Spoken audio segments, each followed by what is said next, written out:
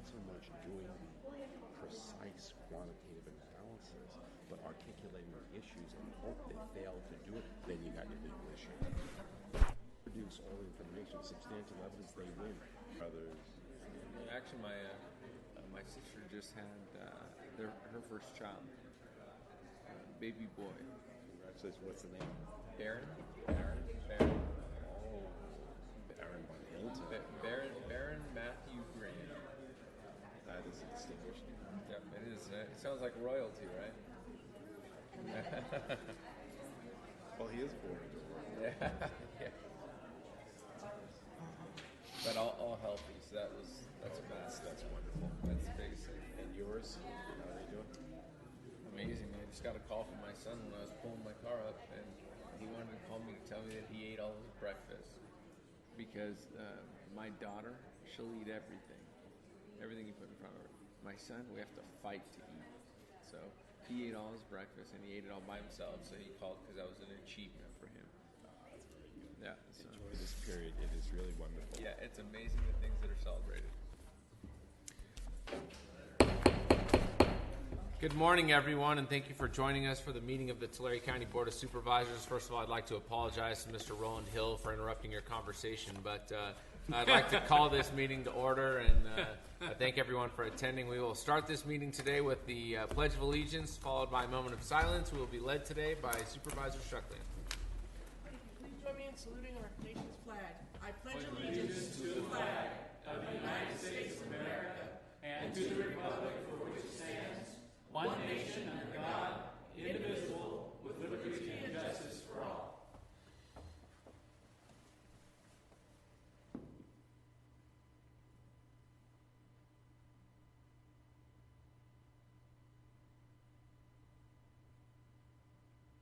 Thank you. You may be seated. All right, we're going to go ahead and start today's meeting with item number 1, Board of Supervisors matters, and I will look to my far right, Supervisor Michael T. Ennis. Thank you, Mr. Chairman. I appreciate that You're welcome. introduction. That was great. Yes, Only only the finest for you. Michael T. Yeah. Well, I want to give a shout out to RMA because as I travel around this county and I take different roads to work every morning, not only because of I want to see the scenery, but because maybe the Highway Patrol won't be on those roads. But anyway, been seeing a lot of blade patch, and it's looking good. You know, we get in situations where you can't use the pothole machine on a lot of these roads. They're so deteriorated, but I'm seeing a lot of blade patch, which goes back to when I was a kid. That's how they did everything. So, but it's working good, and I want to congratulate the RMA on keeping our roads safe and trying to get as many roads throughout this county fixed as we can every year.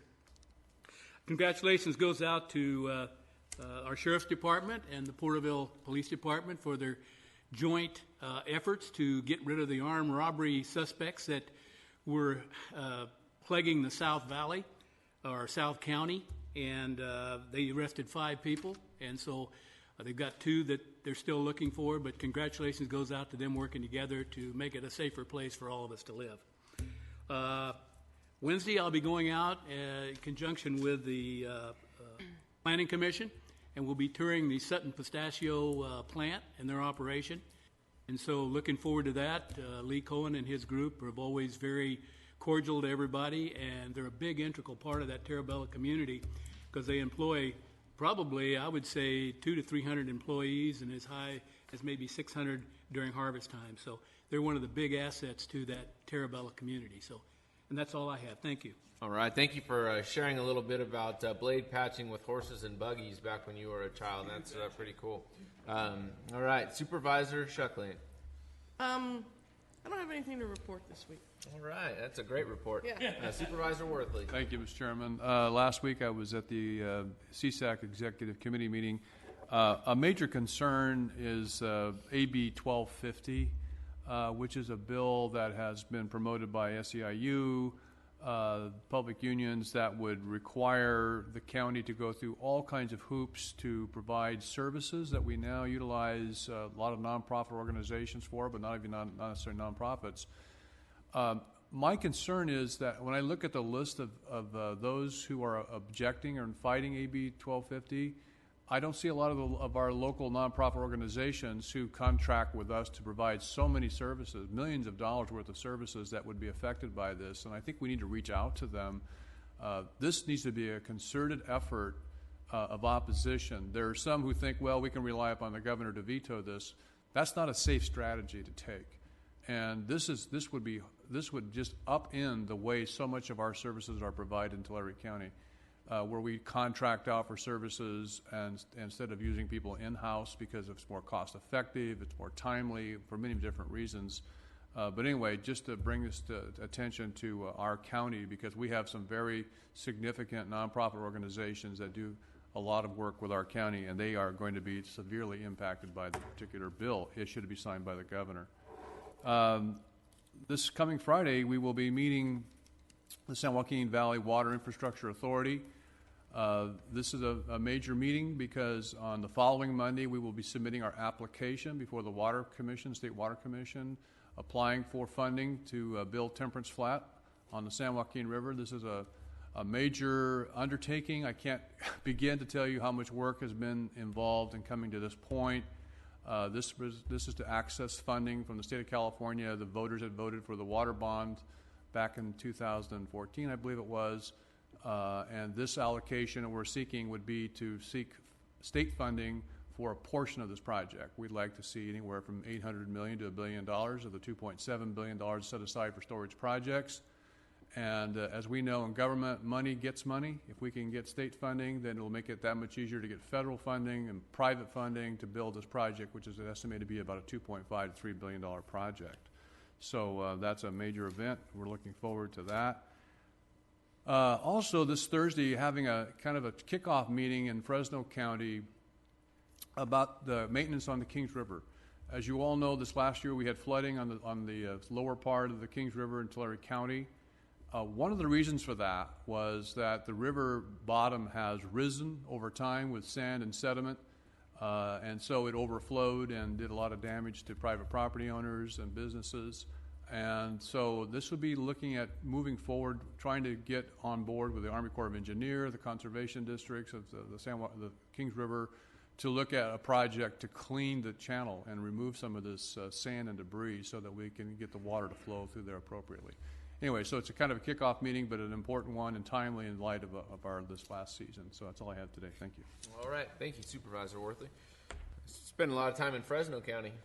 I think I spend almost as much time there as do in Tulare County these days. All right, a few things I wanted to point out and cover. We have a retirement board meeting this Wednesday at 8:30 in the morning. I want to thank the retirement board for being a good partner and being so willing to work with the Board of Supervisors, the plan sponsor, to make sure that we are together coming up with strategies that are going to result in stability for plan participants and the plan sponsor. We will be furthering that discussion on a more detailed level between the county and the retirement board on Thursday. There's a pension task force meeting, which is an ad hoc committee of the Board of Supervisors, 2 members, and then also 2 or 3 members of the Tulare County Employees Retirement Association board, to Sarah. Look forward to that meeting. I will be presenting to the noon Rotary this Friday at noon. And then next Friday, I wanted to point out there's going to be a meeting of the Strategic Financing Committee at 10 a.m. As we continue to look at various issues that are posing threats to the sustainability of our county financing on a go-forward basis and providing critical services. That's all that I had for Board of Supervisors matters. Also real quick, one last thing on a personal note. I want to congratulate my sister, my youngest sister, 6 years younger than me, had her first child. So that was an exciting event this last weekend. I will now take up item number 2 on our agenda, which is public comments. At this time, I have 2 requests in front of me.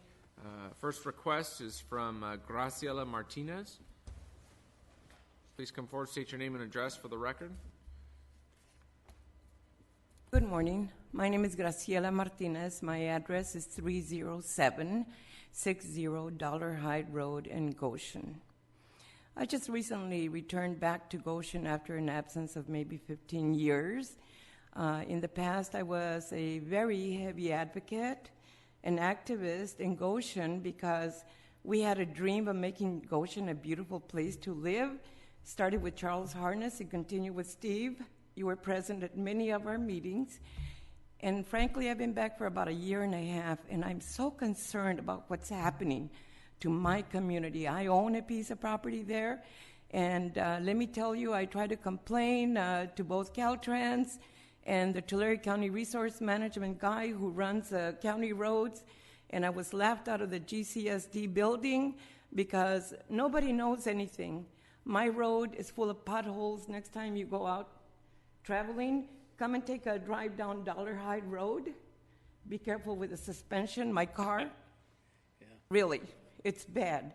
Now I find out, working with Chad, who we work with together a lot, that where I live is going to be hugely impacted by all these exits and truck routes, and my house is going to be in a state of chaos. What's happened to my community?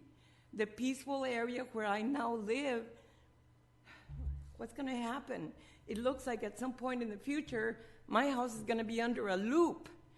You know, they went in and took down all the mom and pop stores that we had built up for that. What's happening to my community? I'm very, very concerned about it.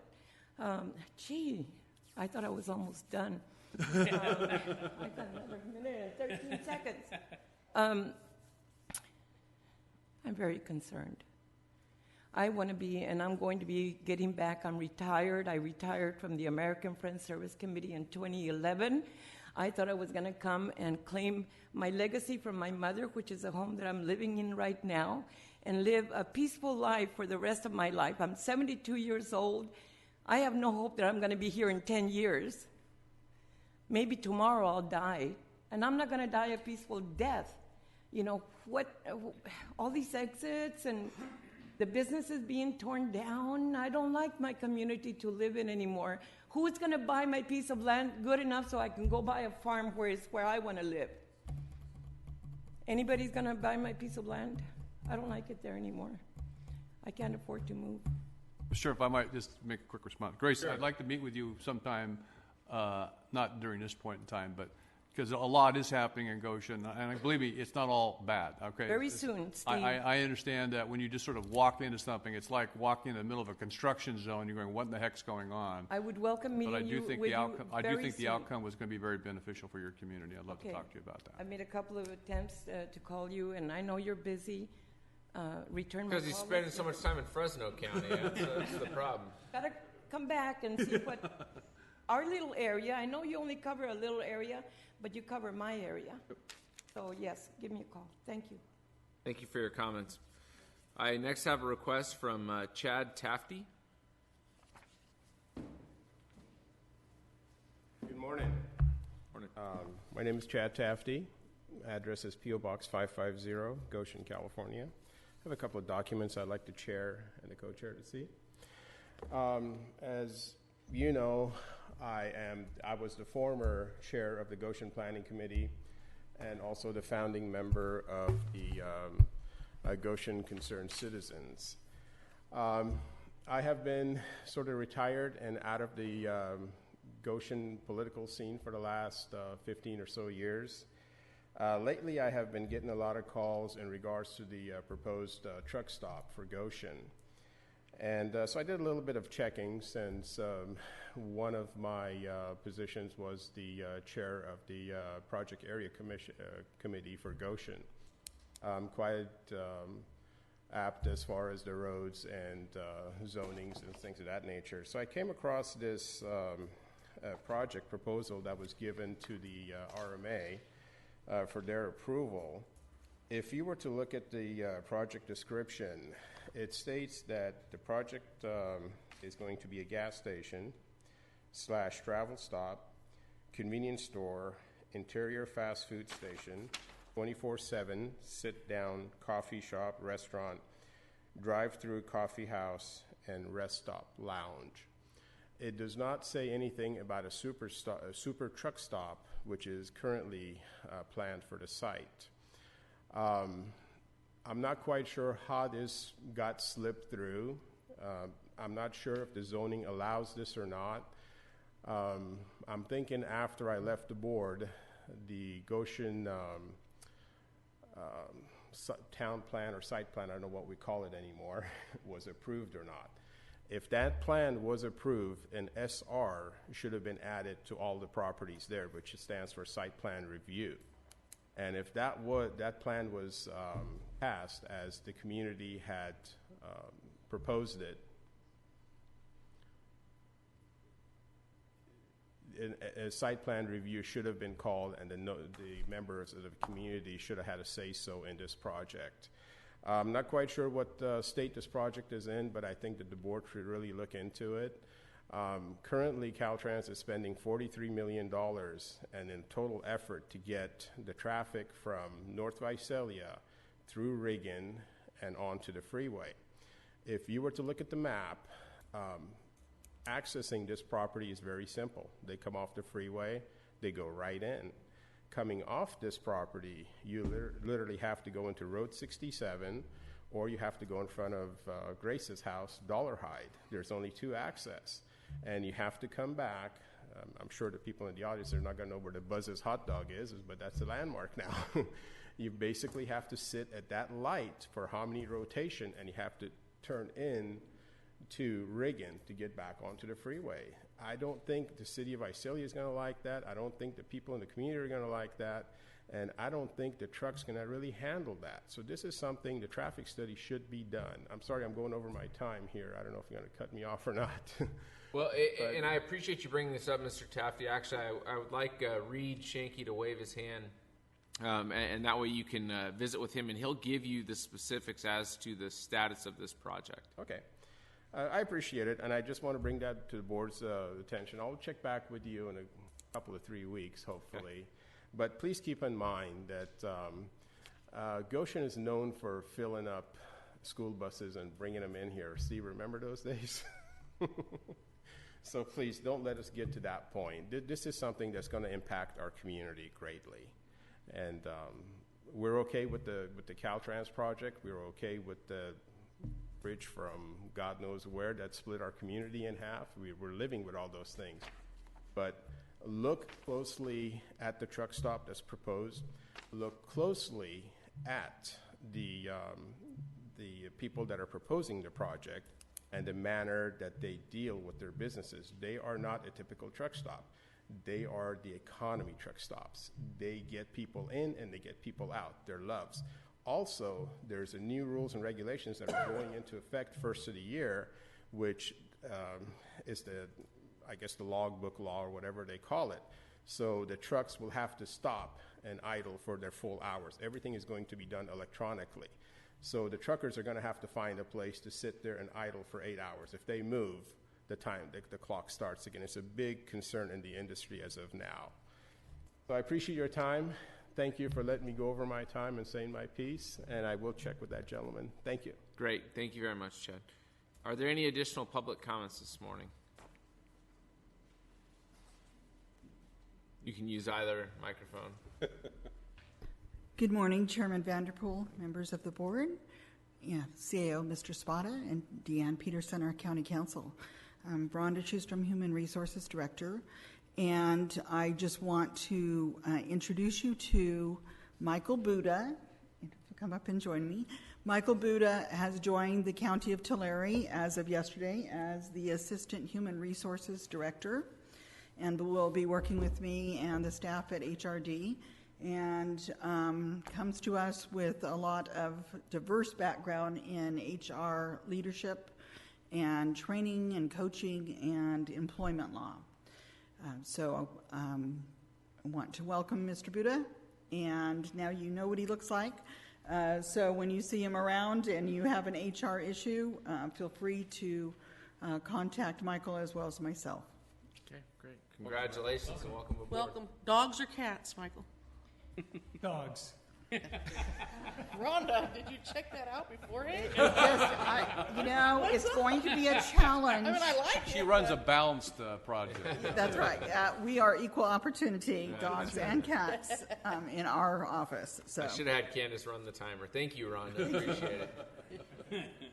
All right, next we're going to move on. Are there any additional public comments this morning? Okay, seeing none, I'm going to close the public comment period and bring it back to the board. We will take up our consent calendar.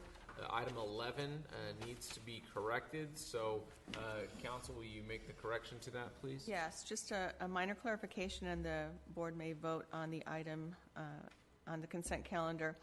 The agenda listed as reaffirming the proclamation, and as the agenda item states, it's actually proclaiming the termination of the local emergency due to flooding. Okay, great.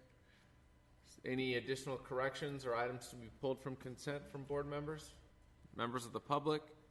Seeing none, the chair will entertain Move for approval. a motion. I have a motion from Supervisor Ennis, a second by Supervisor Shuckling. Please vote. Motion passes unanimously, 4-0. Supervisor Crocker not voting because he is not in attendance at today's meeting. Consent calendar has been approved. We will now move on to take up our untimed portion of our meeting. Item number 22 is a request from the Auditor, Controller, Treasurer, Tax Collector's Office to accept the resignation of the Auditor, Controller, Treasurer, Tax Collector, Rita Woodard, due to retirement. And Rita, I have to say before you begin the presentation, you have so much of your staff here. Are they here to celebrate, or are they here to support you? What do you think it is? Honor her. Well, we could have them stand up and ask Okay. one individually if you want. I'm proud that they're here.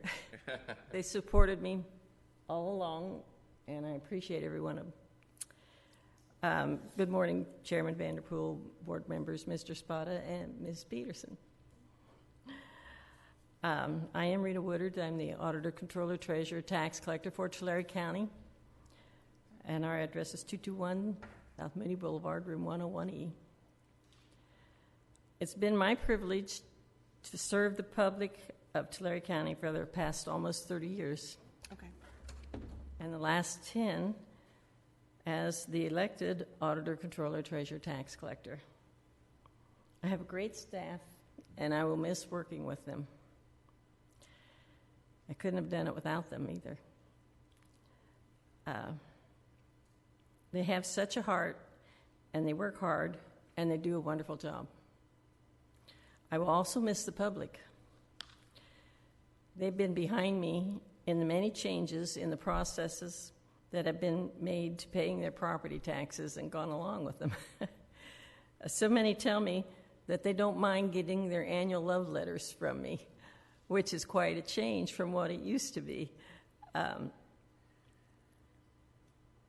it has to do with the attitude of the employees towards the public now that has changed in the last 10 years. We've put that as our focus of how we treat the public and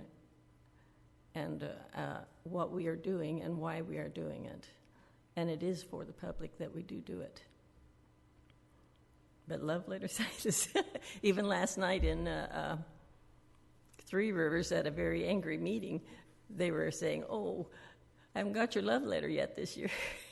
And it was funny. This is the credit of my employees. It's their credit at how they treat the public. They've continued taking pride in their work and serving the public and earning awards every year with their work. So they deserve credit for everything. After nearly 30 years, I plan on retiring, and my last work day will be October 6, 2017, not 16 like it says in the agenda item, with retirement on October 7th. We're doing it early with this request because it's time to print the tax bills before they're mailed. It takes time, and to change all the banks over and stuff. It takes time to do all those processes. So I recommend that the board appoint Assistant Auditor Controller Cass Cook as the interim Auditor Controller Treasurer Tax Collector to fill out my term. He does plan on running when it is time in June for the June election. I have worked with Cass over the past decade as he's worked in the cities around. And over those years, I've come to know him as a person of integrity and professionalism. His experience has uniquely prepared him for the job of Auditor, Controller, Treasurer, Tax Collector. He has had experience in the accounting side, the collection side, investment side, it's just amazing, all of the facets that he has had experience in. So he's been a natural fit in the office since he's come in, and I've watched him earn the respect of the employees and the loyalty of them, of the colleagues and everybody he has worked with. So whether he's interacting with the newest hire or with someone who's been in the office for 20-some years, he treats them all the same, and I know the office would be in good hands with him. So I thought, well, maybe you'd want to hear from him rather than from me in this, if that's okay. He didn't know that till this morning. See how he works standing on his feet.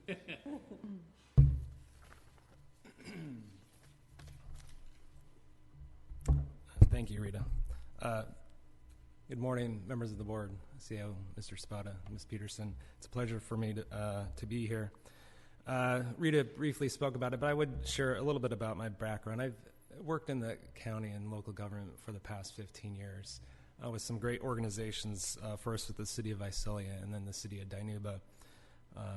Most recently as the finance director with Dinuba, and have had direct experience in the treasury side, tax collection, controller, and payroll function. So I do think it's a good fit, and it's been a pleasure to be a public servant in this county, and I'm looking forward to future service. I've had the opportunity to serve on the California Municipal Treasurers Association and the California Society of Municipal Finance Officers. So it's important to me to be actively involved in the professional organizations and learn from them and enhance the reputation of our office. I have a bachelor's degree from Brigham Young University as well as a master's of public administration. I guess the bottom line is my desire and commitment to public service. I love what I do. I love the opportunity to serve the citizens of this county. It's a great privilege and honor. If I could just share a couple thoughts, and I'll be brief.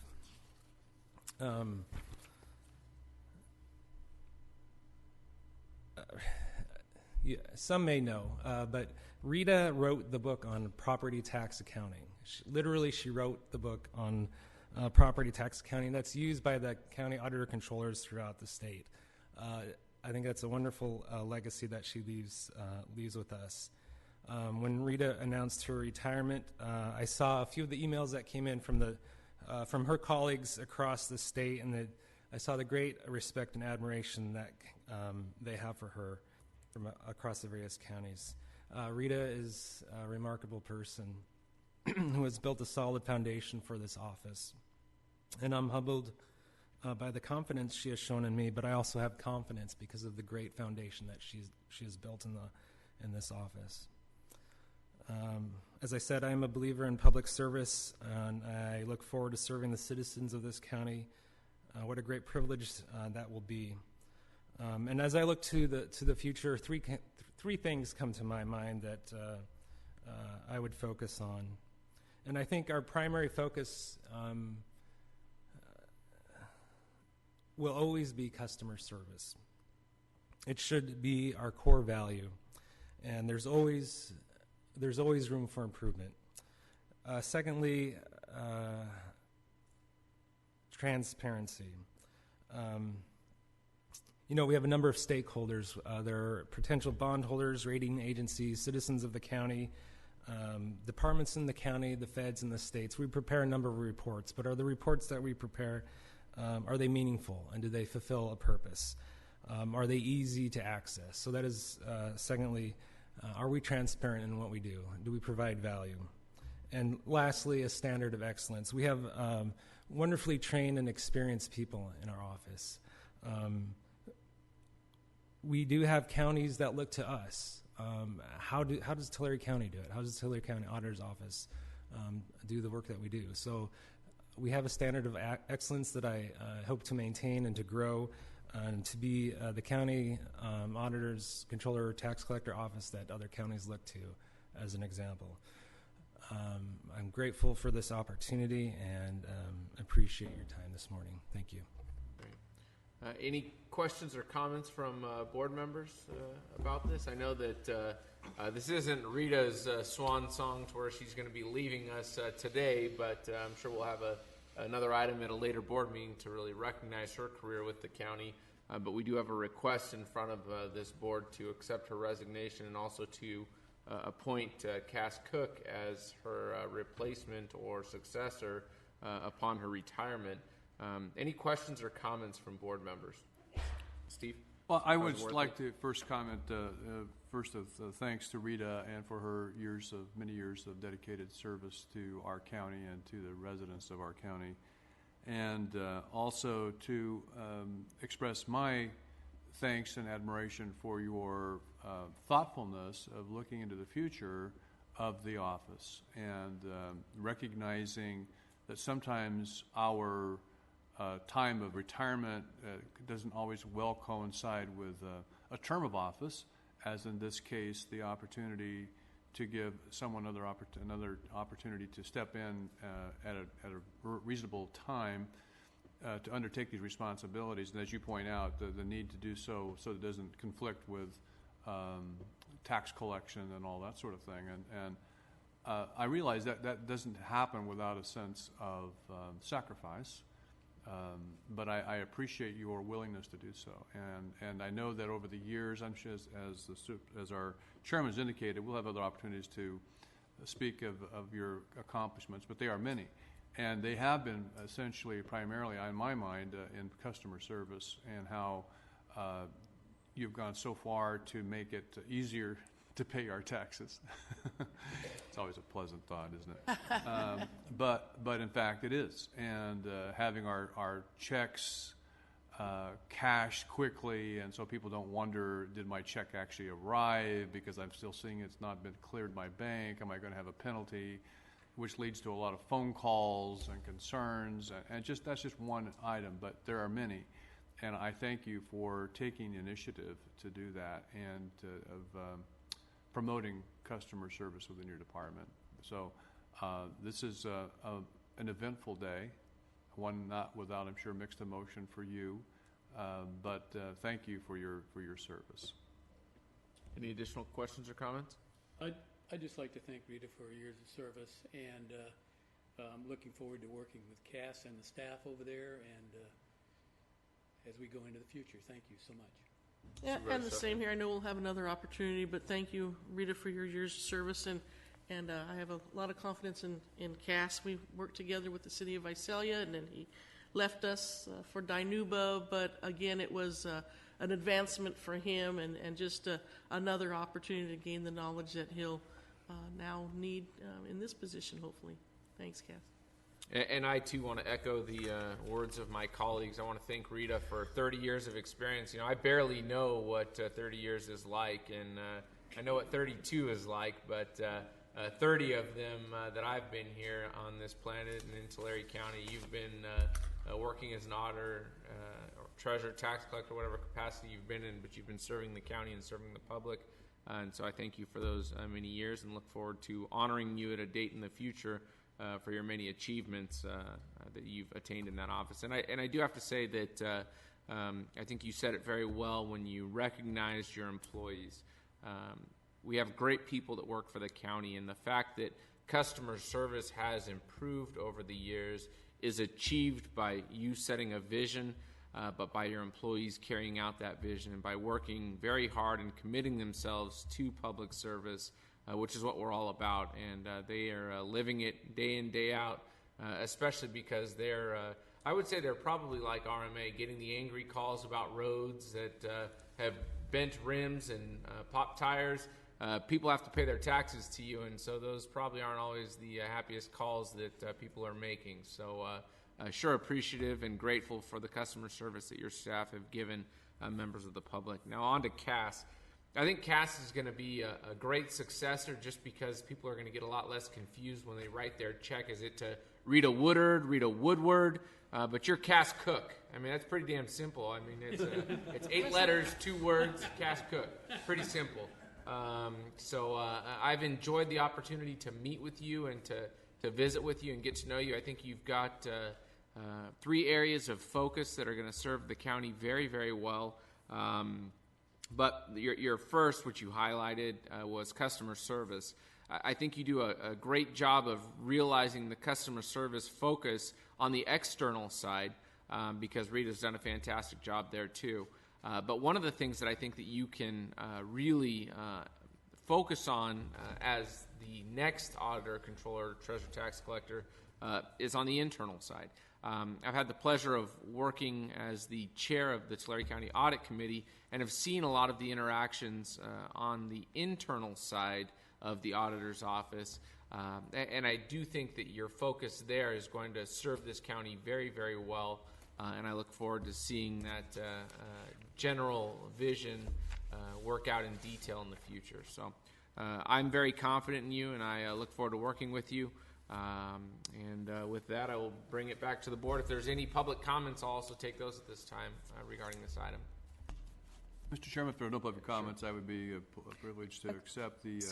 Excuse me, Supervisor Worthley. You Mr. Chairman, in order for clarification and for purposes of the resolution, the appointment to the auditor, controller, treasurer, tax collector position will be with an annual salary of $151,379 and the same standard benefits provided to bargaining unit 10 employees. Okay, great, thank you. So with that clarification, with that clarification, Mr. Chairman, I would be privileged to accept the request for resignation by our current auditor controller and to appoint as her successor in an interim basis Cass Cook. Okay. I have a motion by Supervisor Worthley, a second by Supervisor Shucklian. Please vote. Motion passes unanimously, 4-0, less Supervisor Crocker, who is not voting because he is not in attendance at today's meeting. Hopefully people will write those checks out to cash now, though, instead of cash. Yeah, Maybe they'll true. make a mistake and put cash instead of cash. That's true. Cash Cook. Yeah, that would probably have been the only easier name you could have had for that position. But thank you very much, and again, congratulations, and look forward to working with you in the future, Cash. Cash is so much more friendly than accrual. All right, next we're going to move on now and take up item 23, which is a request from the Health and Human Services Agency to approve an agreement with the California Department of Public Health to develop and maintain public health disaster preparedness in an amount not to exceed $4.495 million, retroactive from July 2017 through June 2022. Go ahead. It's all yours. Good morning, Mr. Chairman. Thank you. Members of the board, Mr. Spada, Ms. Peterson. My name is Dave Roselle. I'm with the Tulare County Health and Human Services Agency. I'm the program manager for the Public Health Emergency Preparedness Program. I've been privileged to hold that position for going on 6 years now. Wanted to provide you this morning with a little bit of information about the program and the grant that is part of the comprehensive agreement that we're proposing to request that the board accept today. First, a little bit about the Public Health Emergency Preparedness Program. The PEP program is part of the Department of Public Health within Tulare County Health and Human Services Agency. We're under the direct supervision of the Tulare County Health Officer, and we are a four-person program. Our program oversees the management of several different public health emergency preparedness grant funding sources that are predominantly rolled up in the agreement that we're requesting that the board consider today. Our program is 100% grant funded. We have no net county cost. We use that program funding to support planning, the development and maintenance of emergency preparedness plans, training, exercises, and providing of equipment to both the health department and healthcare community partners, as we'll see. The agreement to be considered is a 5-year comprehensive grant agreement from the California Department of Public Health, in which they're bundling 4 discrete funding streams into this single comprehensive agreement. The funding streams are tied to planned 5-year performance cycles, and the current fiscal year that we're going into, FY 17-18, is year 1 of these performance cycles. The reason we're doing this 5-year comprehensive grant agreement is that the proposed agreement is designed to provide us basically a contract vehicle to support the entirety of that performance cycle. The idea here predominantly is that we'll have less need for amendment, fewer contract amendments. For a little bit of history, The program has existed since 2004-2005. We were the bioterrorism program at that time. We've since evolved into the Public Health Emergency Preparedness Program to reflect the broader program focus. For most of those years, we have operated on the single-year annual agreement for this funding. The most recent contract, which started in FY 14-15, was a 3-year agreement, and since that was accepted by the board in 2014, it's come back to the board 5 times for amendment. So we hope that this larger, more robust contract will provide something that will require fewer contract amendments. To hear our partners at the state talk about it, they are expecting maybe 1 to 2 amendments over the 5-year life of the contract, and we'll discuss a little bit. It's a bit dependent on the exact amount of federal funding that we receive, and that would constitute the need for 1 or 2 amendments. But theoretically, far fewer amendments and much more consistent guidance from year to year in terms of how we would handle things like invoicing and contract performance. So the 5-year agreement is designed to simplify the process and let us get about the business of doing the work. A little bit about an overview of the grants that are going into this agreement under consideration. These are non-competitive grants, so there is not a limited pool of funding for which there is a competition. The grants are predominantly federal dollars that are awarded to the 50 U.S. states, 8 U.S. territories, and 4 directly funded metro areas. That's Los Angeles, Chicago, New York, and Washington, D.C. So those 4 directly funded areas do not tap into the pool that goes to the state. So in our case, Los Angeles is directly funded by the feds, does not pull from the California pool of funding. The grants originate from several sources, predominantly the Centers for Disease Control and Prevention, or the CDC, at the federal level, the U.S. Department of Health and Human Services, also at the federal level, and from the state of California. The total award does vary annually. It is based on the federal budget. It's part of the allocation and budget process, so the total numbers will vary a bit from year to year. It is, as I said, non-competitive. The funding is a 2-part funding allocation formula. Every recipient community gets a base allocation of funding, and then there's a further additional funding that is based on your population. So the more people you have within your county or your operational area, the more additional funding you receive. The California Department of Public Health is responsible for administering the state awards and it allocates those to local jurisdictions. And to give you a little bit of a look at what we're expecting in 17-18, the total allocations to all California counties from the state is about $46.5 million, and Tulare County will receive about $923,000 of that allocation. For a broader look, our total anticipated allocation through the end of June 2022 would be about $4.5 million, which breaks out to an annual average allocation of about $893,000. And this year, Tulare County is receiving an additional allocation of $30,000 as a public health emergency preparedness laboratory trainee stipend. I'll talk a little bit more about that when I discuss that funding stream. But this year, we are receiving some additional funds. We may receive some of these stipends additionally in the future as well. As I noted, the exact allocation totals are subject to federal budget changes. So we have seen some change and fluctuation in these budgets over the years, but they've remained relatively stable, particularly over the last 5 years or so. A little bit, one more piece that I want to discuss at kind of the high level overarching all of these grants is the concept of the work plans, which direct in part the way that we spend and manage these funds. We receive these work plans from the federal and state grantors that come down to our program, and they encompass a series of public health preparedness capabilities that have been established at the federal level, things that the localities should be able to do, whether it's dispensing medication to the population in an emergency, whether it's sustaining healthcare systems in a medical surge where we have a lot more patients than usual for any one of a number of reasons, whether it's being able to effectively communicate with our partners both within healthcare and in emergency response, whether it's being able to effectively provide messaging to the public. There are a whole variety of these capabilities, and the work plan is built around meeting and sustaining our ability in these capability areas. The work plan is designed to be a cumulative effort. So the items that we will work on in year 1, which is this year of the performance period, will establish a base and maintain the capabilities we already have. And in subsequent years, we will build on those capabilities and advance the work that we're doing. So that is the intention here as we move forward in this performance cycle, so that at the end of it, we are in a better place than we were at the beginning. As I mentioned, this agreement incorporates 4 discrete funding streams. The first is our FEP base funding, our public health emergency preparedness funding. This is our main operating budget, pays our salaries and provides us with the primary funding that we use to operate the program. This is an allocation that goes to 58 California counties that receive a piece of this funding. And these activities focus on equipping, training, and preparing our Department of Public Health staff and, by extension, our Health and Human Services Agency staff to respond to a wide variety of emergencies and disasters. In 17-18, our allocation in this stream is $350,630. That's a $100,000 base allocation with another $250,000 for population. And this funding is from the Centers for Disease Control. It is CDC funding. The second stream we have is our FEP laboratory funding. We are one of 13 counties that has a public health laboratory, a rather robust one. So we receive an additional funding allocation specifically for preparing, equipping, and increasing the resilience of our public health laboratory. We're very glad to have this funding stream. It does a lot of good work for the folks in the lab, and they in turn do a lot of good work for us in our program.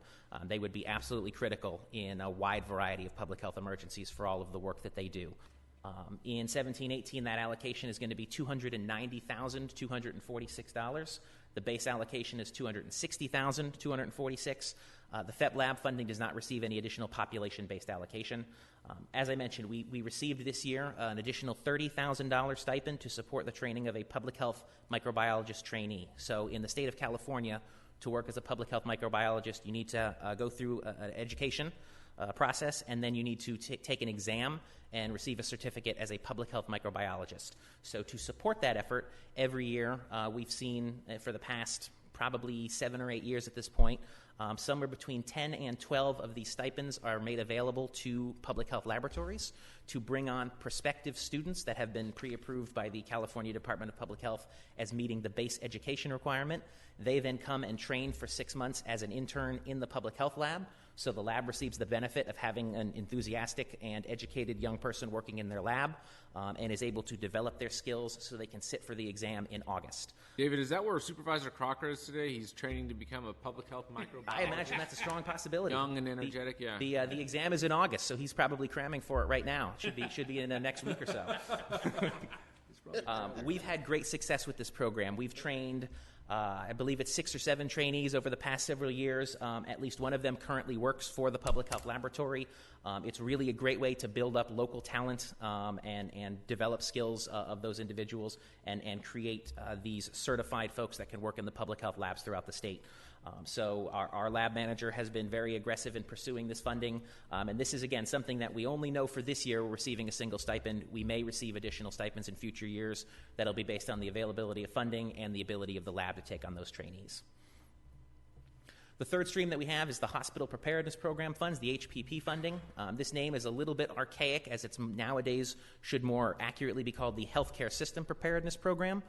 It does not only support the hospitals, that was the original intent. This is funding that supports both hospital and healthcare system partners throughout the county.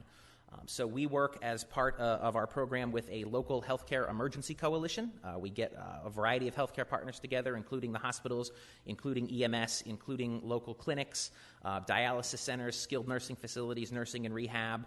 We work with our Office of Emergency Services, with partners in fire and law enforcement and emergency management.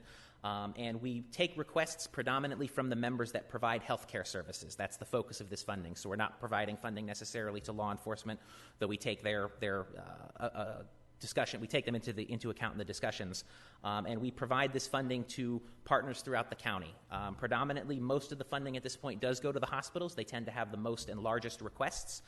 We use it to support their training efforts. We use it to support preparedness and exercises. We use it to support equipment purchases. We've purchased things in the past, including patient evacuation devices. We've equipped all 3 of our hospitals with a variety of patient evacuation devices. We've equipped several of our clinics with the same. We've been able to help support patient sheltering activities at some of our nursing and rehab facilities throughout the county. So this is something that we open up to partners throughout the county take their input, work with our coalition to help make some allocations of this funding, and just try to bring up the general level of preparedness, again, based on what the deliverables are in the work plan for that year. So partners put in requests for projects. In general, we've had enough funding to meet requests as they've come in. If we're not able to meet all the requests in a given year, we have typically been able to split the project out into multiple years and fund it in pieces to ensure that all of the partners coming in get at least something so that we're able to support their increased preparedness. For us, that's very important to be able to make sure that we're not just focusing on any individual facility or type of facility, because we know that if we have a major public health or healthcare system kind of emergency, the more partners that are better prepared, the better off we'll be in general to be able to de-stress the whole system. In 17-18, that allocation is about $207,000. The base allocation is $116,000, with an additional population-based allocation of about $104,000. There is a carve-out that is not seen as part of this $207,000. So our total allocation, if you were to look at the original state documents, is about $221,000. They take $14,000 off of that, and that goes directly to support our multi-county local EMS agency, the Central California EMSA.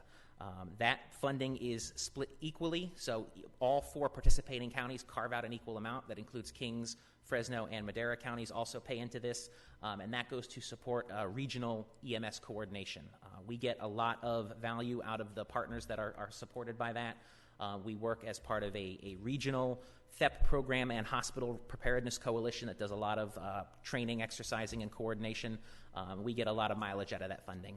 So that's taken as a carve-out right off the top. We never even see it, and it goes directly to that contract to support work that's done throughout the CCEMSA, the Central California EMS agency. And this federal funding comes through the Department of Health and Human Services at the federal level. Final funding stream we have is our Pandemic Influenza Preparedness, or PAN-FLU funds. That goes to all 58 California counties and is designed to specifically enhance local preparedness for infectious disease outbreak. This is state funding. This is the California state match that they are required to receive the federal funding. One of the key things that we use this funding for, it's a relatively small when compared to the others pool of funding, but one of the key things we do with this is we support an emergency medical supply cache. So as the FEP program and as the Health and Human Services Agency, we have a cache of cots, blankets, basic emergency medical support supplies, IV poles, bags of saline, bandages, some small amount of wheelchairs, some basic emergency medical supplies that we could use either to support medical surge at an existing healthcare facility or take, for instance, a school gymnasium and convert it into a temporary triage location. So these funds help support and maintain that cache along with a variety of other things. That allocation from the state this year is about $75,000, which is a $60,000 base, and another $15,000 for additional population-based allocation. So those are the 4 discrete funding streams that are part of this agreement.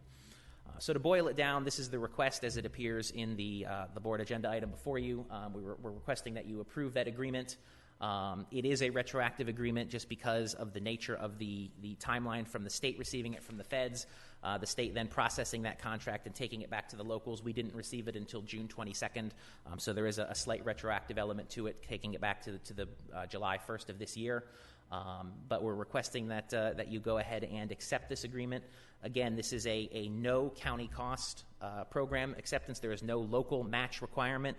This is just funding in to support the program work.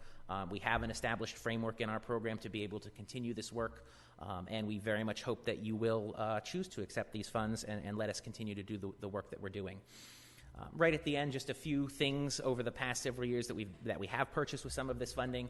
Up at the top, that's some of the cots that we have. They come in these nice mobile units that you can take and put on a truck, bring from place to place.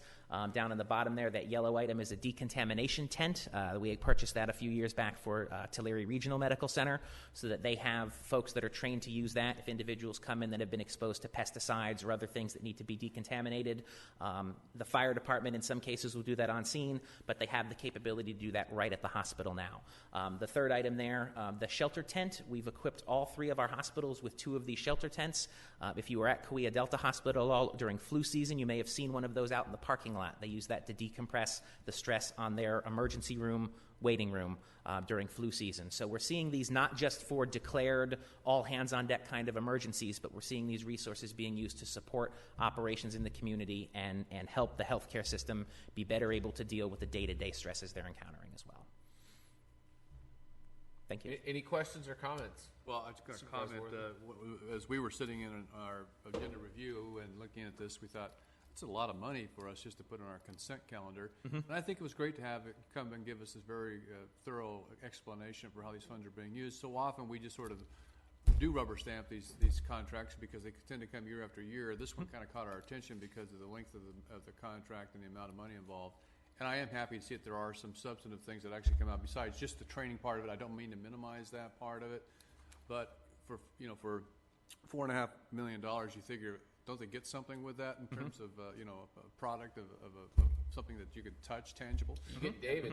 Yeah, you get David. But you've also pointed out some of the things that are used to purchase items that are useful and needed during an emergency. So I very much appreciate the report, and I think it's good for the board every once in a while to have these kind of reports come to us so we really understand what we're approving.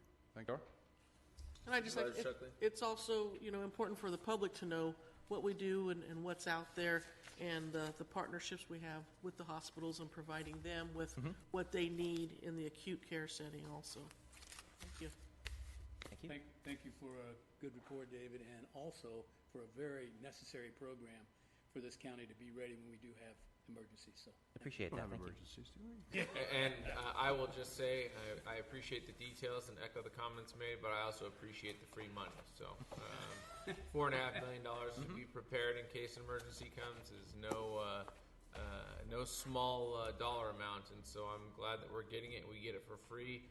Chairman, there is nothing free. It's going to good work. It's $4.5 million in public funds that people are paying for. I know. Well, you probably paid a big chunk of that last year, Supervisor. So go ahead and make the motion to approve. Are there any public comments? Okay, seeing none. I have a motion by Supervisor Worthley, a second by Supervisor Ennis. Please vote. Motion passes unanimously, 4-0, less Supervisor Crocker, who is not voting because he is not in attendance at today's meeting. Next, we will move on to item number 24 and talk some trash. We have a request from the Solid Waste Department to award and approve a contract for the construction of the Visalia Landfill Phase 3 expansion. Mr. Howard. Good morning. Bryce Howard, representing the Waste Department. Good morning, Pete. Good morning, Supervisor Mike Ennis and Steve and Amy. Mike? Ian. So we're here to try and get us a cell constructed. What has really brought us here to this point was a number of items that took place over about a 5 or 6 year period. I'd just like to rehash those a little bit before we get into the actual cell construction and what we're asking for. Thank you. So 2012, we came before your board and said we need a little help with our enterprise fund. Our enterprise fund at that time had gotten down to about $3 million of usable cash. That's just not enough to run our business. So in 2012, we came to you and asked you to raise rates a little bit. Actually, we came here to ask to raise rates a lot, about 20%, and your board took it upon ourselves to raise it $3 on the gate rate, or about 10%. So you didn't follow the consultant's recommendation at the time to raise rates a lot, almost $20 a ton. You moved it $3 a ton and hoped that we could do some other things to correct that. So 2013, you did flow control. You said all the haulers that are collecting trash from the unincorporated areas are going to bring it to the county system. And that helped stabilize the system a little bit more. So we kept building upon these little stabilities. 2014, the next year, we closed Woodville Landfill, reducing services, but significantly reducing our costs and our ability to sustain our system. Also in 2014, we started entering into waste disposal agreements with our major customers, which are the cities. So we entered in 2014 with the city of Tulare and with Penny's Disposal, which further helped sort of support our enterprise fund and create sustainability. We continued with that in 2015, the city of Visalia waste disposal agreement, the Porterville waste disposal agreement, and then finally the Mid-Valley waste disposal agreement, which really brought back all of the waste into Tulare County that back in 2012, the consultant recommended that you do. So we accomplished that by 2015, 3 years later. Now, just for a point of reference, that consultant at the time suggested a $17 per ton rate increase if you got all the trash back into Tulare County. So what we were able to do here over the last several years is get all that trash back in Tulare County and not raise those rates that much by doing some cost cutting and by doing some, I'd say, refocused of what we're trying to spend money on. So I think that was really beneficial. In 2016, we followed up with franchise fees. So we've got long-term stability waste disposal hauler agreements with our unincorporated areas, and we asked them to pay a franchise fee to us, which came out of their pockets, not out of the ratepayers. So that further stabilized the system. So that brings us to today. So 2012, we started off with $3 million of unrestricted funds. And after these 5 years of many steps and quite a bit of work, we're now up to about $17 million. So we grew $14 million in about 5 years, which gives us the ability to finally get to where we are today, which is to actually add a new cell to one of our landfills to expand it. If the board hadn't taken these steps, I think I'd be standing here today saying, we don't have any money, we need to close it, we need to privatize it, or we need some help from another funding source. So we made those steps. So that's where we are today. We're at that point today, which is sort of this race we've been with ourselves to get to a point where we could actually expand. And so now, with $17 million and a very nice reserve of money and a nice cash flow still coming over the next several years, we're able to spend $5 million on, finally spend some of that money we've been saving up, and spend that $5 million on expanding the Woodville landfill. So that's sort of a little background of how we got to today.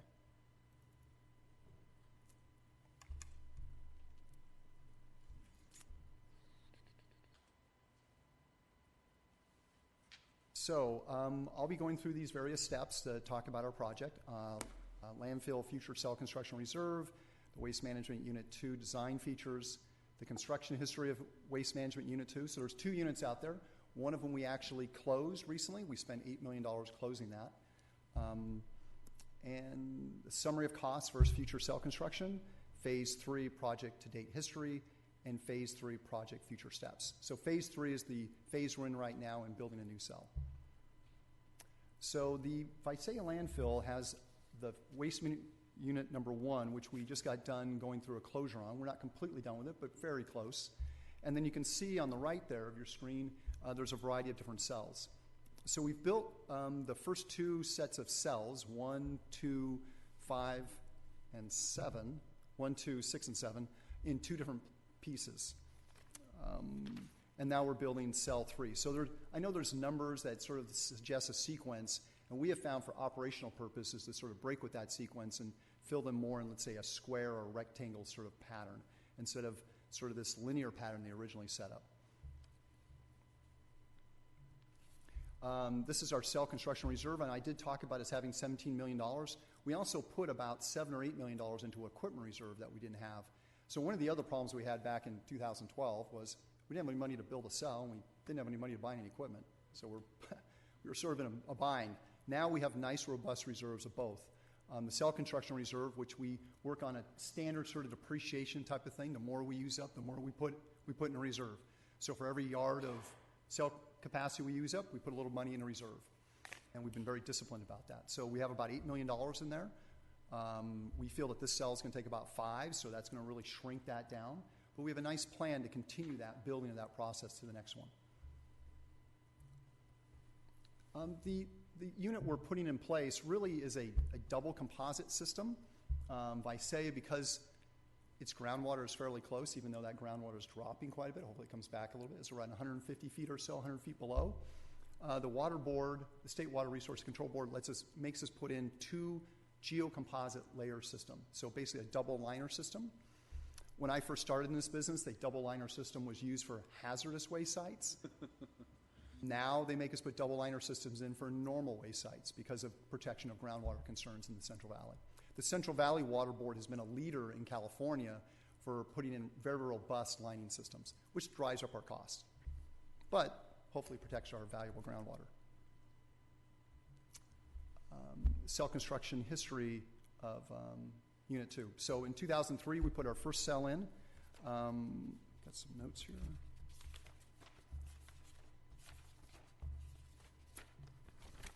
That first cell we put in was 13 acres, $4 million. It works out to be just over $300,000 an acre, $308 an acre.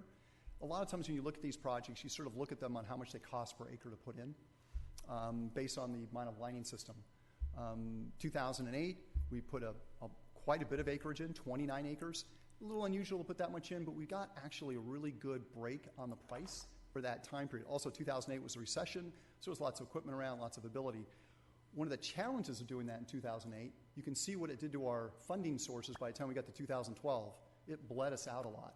Now, it was a good use of capital. We put the cells in place, but now we're in a race to get more. So we were able to accomplish that. That price was $303,000 an acre. So relatively the same as in 2003. And with the inflation that was taking place in that time period, it's a pretty good price for that amount of acreage. Now we're in phase 3, 12.4 acres, $4.8 million.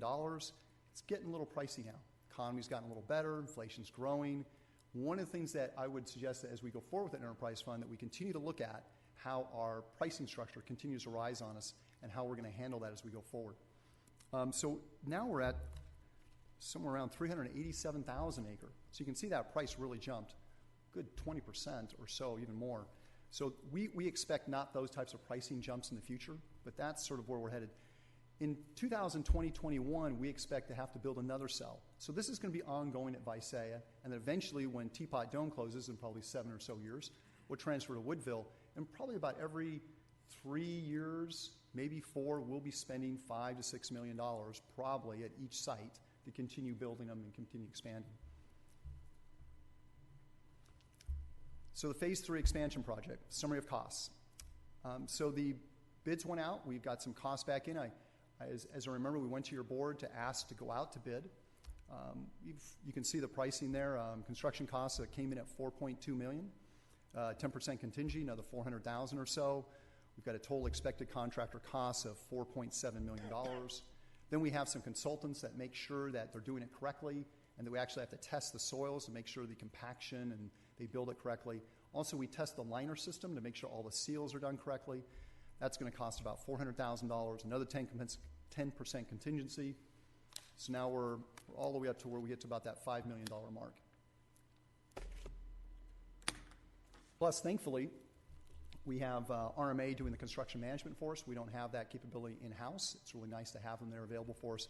That's $100,000 interdepartment. History to date on this expansion. So in 2016, we took a look at it and we said, we're running out of room. One of the things that we had to get a little bit used to is the Visalia landfill at one time was doing about 400 tons a day of trash. And now it's doing about 1,100 to 1,200 tons. So it tripled in size, in capacity was coming. A lot of that came from the closure of Woodville, but a lot of that came from getting all that volume back into the county. So that generated a lot of revenue for us and the ability to expand, but also said we've got to do things a little quicker. So in 2016, after getting Visalia back in, we realized that we're really in a new cell, a little faster than we might have thought of. So 2017, we put some plans and specifications together. We came to you in June, got the approval to go out to bid, and now we got 3 bids back in. 2 of the bids were very competitive, very close to the same pricing, around that $4.2, $4.3 million mark. So we felt very good about the bidding process. Award the contract to Wood Brothers to construct Phase 3. Contract duration should be about 80 working days. File notice of completion for the project when completed December 2017, January 2018. And then we go through a quality assurance process with the water board. Takes a month or so, maybe a little longer. And we hope to be able to use that cell sometime in February or March. I have to tell you, it's not ideal. And what we'd like to be is using that cell in October, November, prior to winter, not after winter. But with that said, we still have plenty of room at Visalia to make it through. We could probably last a couple more years. Really, to build a new cell now is more about operational need to manage our customer flow and manage customer expectations more than on capacity. We could probably last for several more years with the cells we have. But since we have the resources, we feel like spending the money now, you have to spend it anyway, but why not spend it now and create a better sort of customer environment? And what I mean by that is the landfill really builds like a pyramid, and eventually you use all that cell capacity as it goes up higher. But as you go up higher, you got to drive those trucks up higher. And through bad weather, that can be more challenging. So the lower we can keep the trucks closer to the floor of the valley, the better we are off.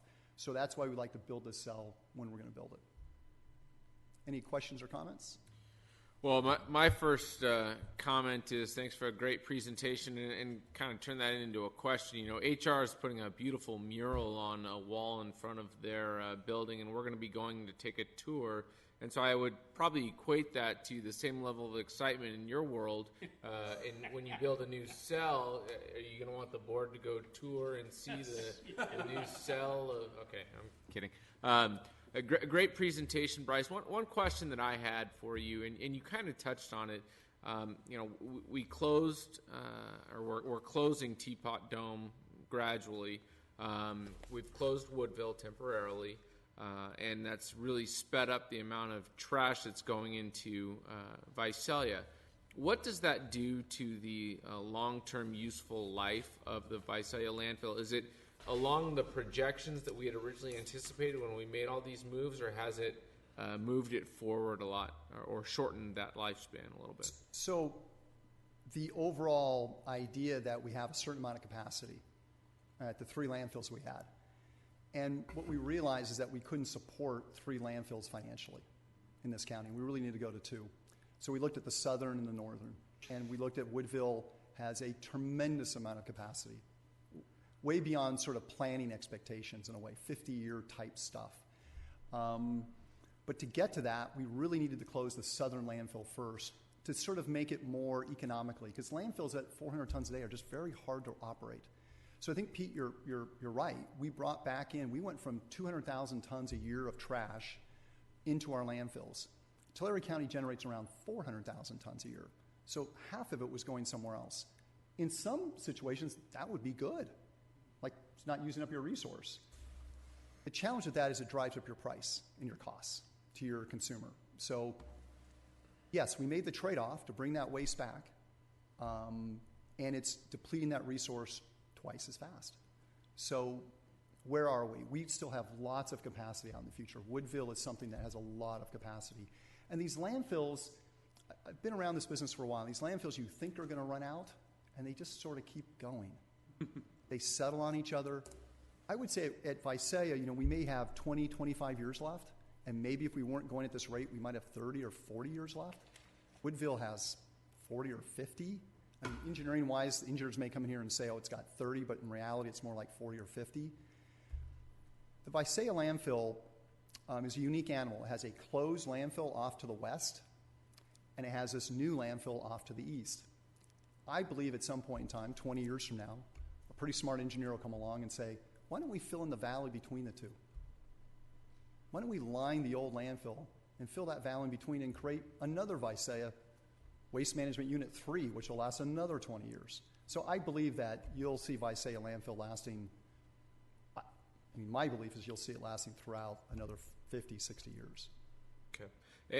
And a comment that I wanted to make was, you know, back in 2012 when you first came on board, I think it was 2012, right? 2013. So we were faced with this problem, and, you know, I think the immediate gut reaction in government is to raise rates, raise revenue, and they never look at the cost side of the equation. I want to take a quick chance to compliment the Board of Supervisors at that time for really holding firm to our values and not just jumping the gun to raise fees, but to look at costs. We had to make some very difficult decisions to close transfer stations that were near and dear to the hearts of the communities that had them. We closed them throughout the county. Some of them were very difficult to close, and people were very upset about it. But we did what we had to do, and that combined with a small fee increase has really stabilized the system. And I appreciate your innovation and the innovation of the staff that you have working with you that has helped bring us to this point today, because I think we have a lot to be proud of, and I think that it's a real example that other governments, including the state, should look at when it comes to budgeting and strategizing for getting through difficult financial times and steering ourselves into the future. So couple compliments to throw out there. But any other comments from my colleagues, Supervisor Worthley? Well, I think you said it well. I was just going to point out that the antithesis of this is where we've looked at conservation efforts made, like in water, for instance. And so people have conserved the amount of water they were allowed to use, but that didn't change very much the cost of producing that water. And so there's this it seems so, it doesn't seem right that somehow I'm saving money, but I'm seeing my bills go up. How can that be? In this case, we recognize that a growing pie brings a lot of benefits. Yes, it does consume more of the landfill itself faster, but it brought so much revenue in, and that's what we needed to have, was revenue. I mean, you could sit there and say, well, our landfill is going to last us 100 years because we're not taking in very much. Yes, but you still have these fixed costs that you have to meet, and that became a drain. So I think this recognition of how to grow the business, how to grow the pie to bring the cost down was a very wise decision by the board. You had a very key role in that, making that happen, and we are very grateful for where we are today. I remember at the time it was kind of like this emergency. We're out of money, what do we do? And we took some steps, and we had to do a little bit of backtracking because some of those steps were a little bit draconian. In fact, as you raise prices, what you do is you drive people away. They go further away, and we wanted people to come back. So by cutting costs, it encouraged them to bring their material to our landfills. In result, is a benefit to everybody. So I think it's a great success story. I know our chairman was joking a little bit about it, but I really would like to have a tour. I think it'd be great for us to have a tour out there, not only the opening, but also the closure, because both of those are very significant events in county land. So I, for one, would love to have a tour. He wants to really cap off the 20-year supervisorial career with a landfill tour. Supervisor Ennis. Very, very good presentation, Bryce. You know, and another thing that you did by doing these different things is you opened our landfills back up to, 5 or 6 days a week, where we had them cut back to, I think, 3 in the Porterville area. And also by going out and looking at all, like we were talking about these transfer stations, we found out that Kennedy Meadows wasn't paying a dime and hadn't been. So it's pretty upset people up there, but at least they're paying their way now. And so looking at this total picture, you've really done a great job and good management skills. And thank you for all you guys have done. And, looking forward to the future now in the trash business. Supervisor Shuckley. Nothing more to add? All right. Thank you very much for your comments. Hey, thank you very much, Bryce. Keep up the great work, and look forward to constructing Phase 12 in the future with you. So I do have a request. Oh, yes, go for it. Go ahead and read the request if you would like. Request from the Solid Waste Department to award and approve a contract for construction of Visay Landfill Phase 3 expansion to the lowest responsive bidder, Wood Brothers Incorporated, in amount not to exceed $4,264,779. Approve the funds for contingencies in the amount not to exceed $426,478 to cover the costs of the unexpected construction conditions. All right, that's great. Any further questions or comments from board members, members of the public? Okay, seeing none. I have a motion by Supervisor Ennis. Second. Second by Supervisor Worthley. Please vote. Motion passes unanimously, 4-0, less Supervisor Crocker, who did not vote because he is not in attendance. That concludes our regularly scheduled agenda items in open session. Council, do we have need for closed session? We do, Mr. Chairman. Items D, F, and G are off calendar. Items A through C and E will be heard in closed session, but I do not expect any announcements out. Great. Thank you for attending today's meeting, and have a great couple of weeks. Couple of weeks. Yep, because we won't see you next week. Yep.